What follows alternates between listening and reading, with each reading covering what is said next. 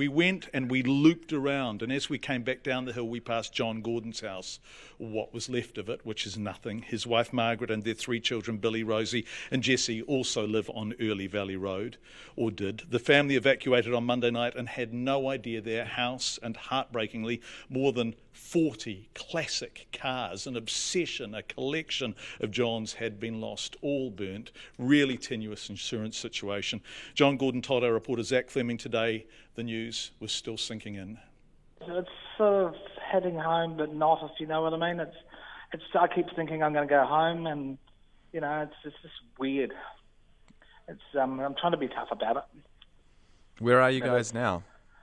We've just temporarily gone onto a flat in Worcester Street, just 2-bedroom flat with 5 of us, but we've done it before in the old days. That's just temporary for now until we sort of work out what we're going to do.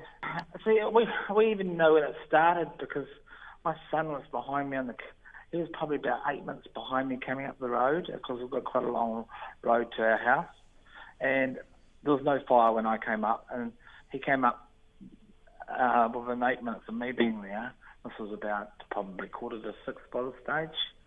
And he said, "There's a big fire down there, Dad. It's just in the middle of nowhere, in the paddock, middle of nowhere." He said, it's just a blaze. And so we sort of smoking. I thought the neighbour's place must have caught on or something.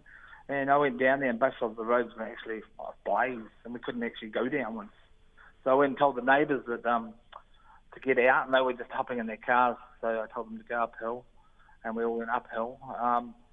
Then we had a period where we didn't know what to do, but we could tell by the amount of smoke it was going to get big. So we've got lots of classic cars, so we started moving to higher ground. And we got about 8 up there, and then we weren't expecting it, but because we would have liked to get stuff out of the house in case. But a helicopter came on our front lawn that I'd already picked up my daughter and my son, and then we just had to wait for them to come back and pick us up, but they gave us no choice. What did you manage to get out from the house before you guys had to leave? 2 pictures and our computers. One computer, 2 pictures, and that was about it. Because we did, honestly, at that stage, expect to go back to the house. And the other thing that really bugs me big time is that no one's told us till this day that our house has been burnt down. How did you find out?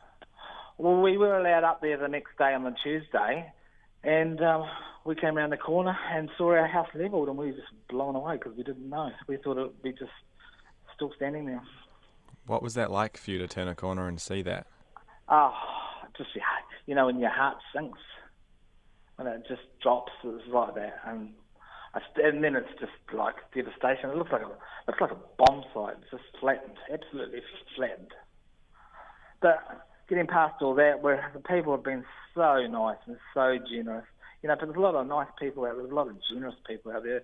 How so much support's come in, not from the government, but from Joe public.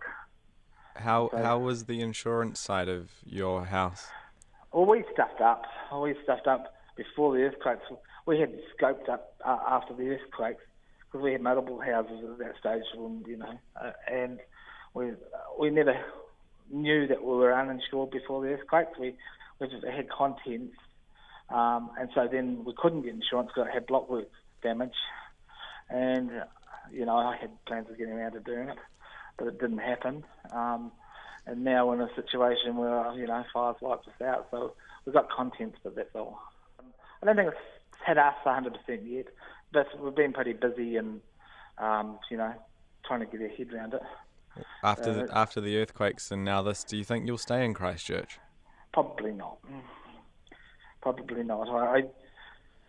Make matters worse, my wife's mother just died before Christmas, which has been pretty horrendous. Yeah, it's one thing on top of another, isn't it? Yeah, pretty bad.